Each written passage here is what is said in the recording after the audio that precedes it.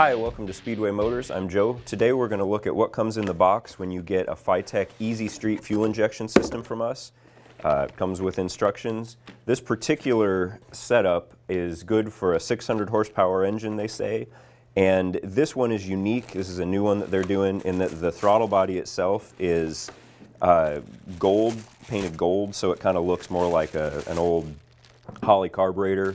You know, if you put a drop base air cleaner on it, you know, somebody glances in there, you know, it's going to look like a carburetor, not going to look like a fancy whiz-bang billet throttle body. And, you know, that way it won't look out of place in a vintage muscle car or an old hot rod. This comes with, you know, all the wiring harness that you need to hook it up.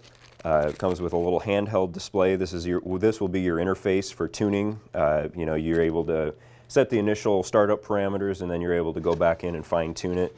And also in the box, you can see there's all of the wiring that you're going to need, your oxygen sensor, and needs to be your wiring harness, your interface with your handheld, and you know, even various adapter bungs for the coolant temp sensor.